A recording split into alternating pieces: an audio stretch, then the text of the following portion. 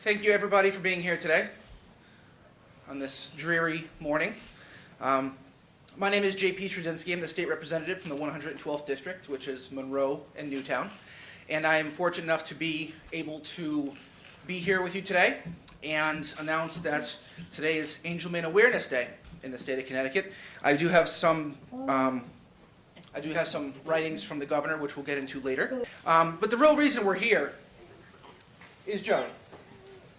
Joey's the reason we're here, and in the last few years, I've been fortunate enough to get to meet the Moretti family and get to know them.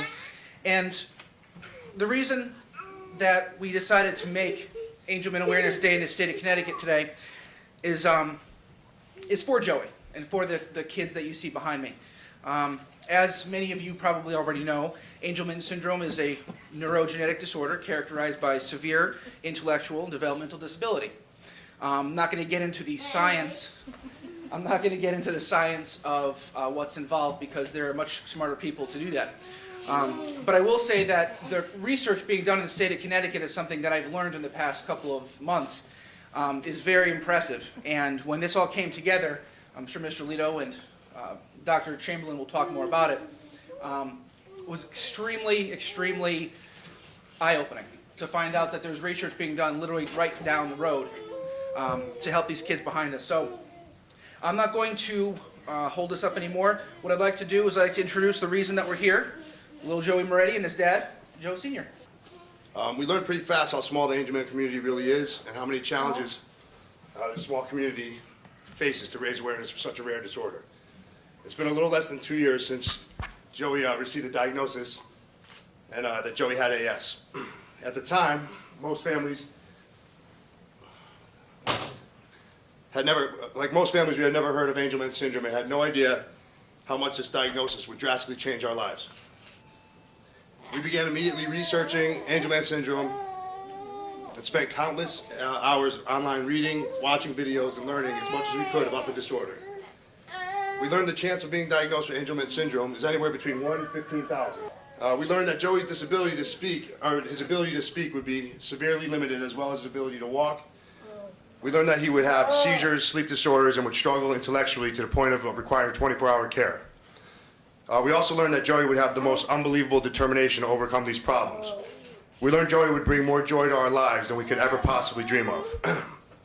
We learned that Joey, like all angel kids, would light up a room more than ever with their contagious laughter and endless smiles.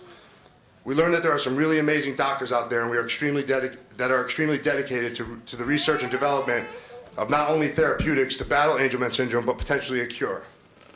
We are extremely lucky to have one of those doctors here today. We'd like to take this time to thank Dr. Stormy Chamberlain and the entire Genome Sciences Lab at the University of Connecticut for everything they do every day to help improve the lives of those affected by AS. I'm fortunate to be affiliated with the Fighting Angels Foundation. And the Angelman Syndrome Foundation, the nationwide organization that supports Angelman Syndrome research, and the Moretti family, and the other families here, because I've worked on Angelman Syndrome for a long time now. And Connecticut actually owns a lot of the Angelman Syndrome research. Dr. Mark Lalonde made some seminal discoveries based around Angelman Syndrome about 20 years ago. And through the support of the state legislature and supporting stem cell research, we've been able to generate stem cell models for Angelman syndrome and related disorders. For those of you who aren't familiar with our foundation, Fighting Angels Foundation was organized just over a year ago. We were inspired by little Joey, who was diagnosed in July of 2013. However, with little Joey as our inspiration and the full support of the Moretti family, we embarked on a mission well beyond just a fundraising effort for little Joey. We embarked on a mission to fight Angelman syndrome head on, not just for Joey, but for all those families touched by AS, and many of them that have been supporters of our foundation are here today with us, standing behind me. April 25th is going to be the major fundraiser for the Fighting Angels Foundation. I'd like to invite Representative Zoni up at this time to help me read a statement from the governor, an official statement.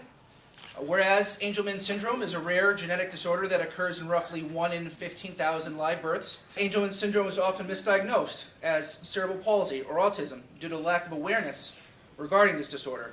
Now therefore, I, Daniel P. Malloy, Governor of the State of Connecticut, do hereby proclaim April 25th, 2015 as Angelman Syndrome Awareness Day in the State of Connecticut. So thank you very, very much for attending, and please feel free to enjoy your day at the Capitol.